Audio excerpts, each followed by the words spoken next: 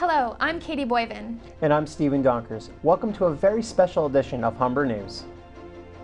Yoga combats stress disorders in first responders. Louise Russo fights against violence through her personal story. I was a victim of a horrific crime. And humans teach birds to fly away home. If you just release them into the wild, they don't migrate. Welcome to the Humber News special Faces of Change, a look at people in the community who are making a difference. We have stories about everyone from environmentalists and social activists to gardeners. First, we begin with an innocent victim of a senseless crime who turned her tragedy into a positive movement. Samantha Martin has the story. In 2004, Louise Russo's life was abruptly changed forever. While in a local sandwich shop in the Shepherd and Allen Road area, Russo became the unintended victim of a mob hit. A bullet fragment shattered her spine, leaving her paralyzed, but that didn't stop her from living her life. I was a victim of a horrific crime, but I chose not to continue being a victim and really just more of a survivor and just living my life the best way I can. Since the shooting in 2004 at this sandwich shop, Louise Russo has dedicated her life to working against violence. Russo formed WAVE, Working Against Violence Every Day, an organization that takes a preventative approach to stopping violence. WAVE Day is an annual event focused on motivating youth to become advocates within their community. Students of all ages across the GTA are invited to take part in the event. WAVE has inspired thousands of students across the GTA, including James Mangalaman and John Daniel Masanka, both students at Humber College High School and members of the WAVE Youth Action Team. It was actually really empowering.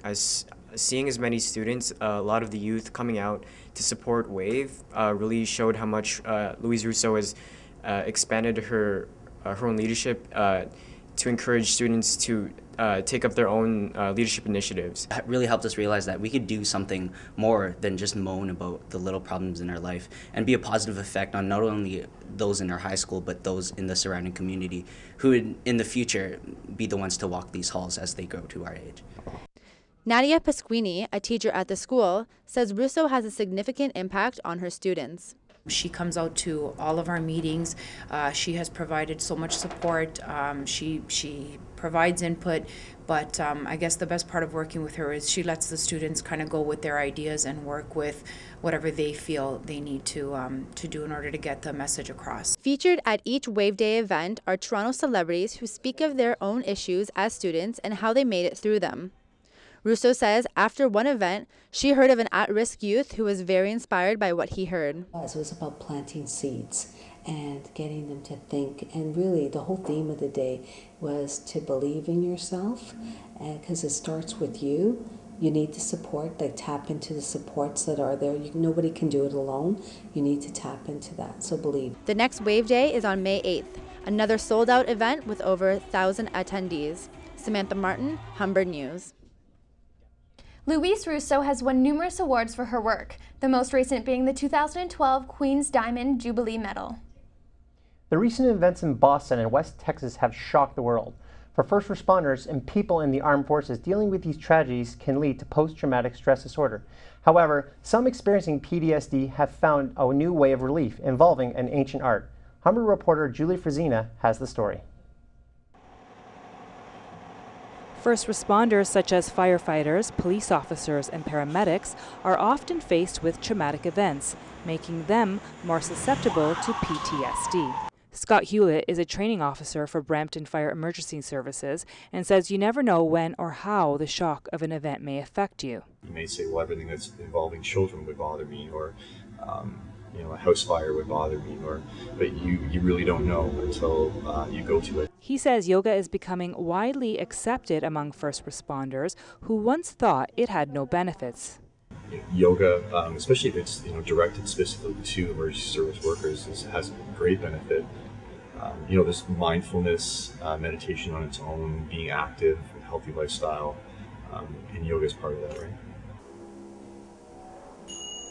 Yoga Warriors is a new type of yoga designed to help ease the pain, stiffness, anger, night terrors, memory lapses, anxiety, and depression that can sometimes affect first responders. The practice of yoga warriors was first found in the U.S., but now Nicole Taylor, an OR nurse, has brought it right here to Barrie. So is it hard to sell the concept of yoga to first responders? Yoga is tough, especially for male population, and then having a double whammy of post-traumatic stress, so it's really two stigmas colliding together. While instructing, Taylor is careful with what words she uses. Great word would be surrender. Before I took my Yoga Warriors training, I would say surrender to the mat. And after I took my training, of course, a police officer, a soldier, a victim of violence would never surrender. Holly Thompson is a registered nurse who specializes in mental health. She's also on her way to becoming a certified yoga warrior teacher. She found Nicole at a time when she was dealing with her own PTSD.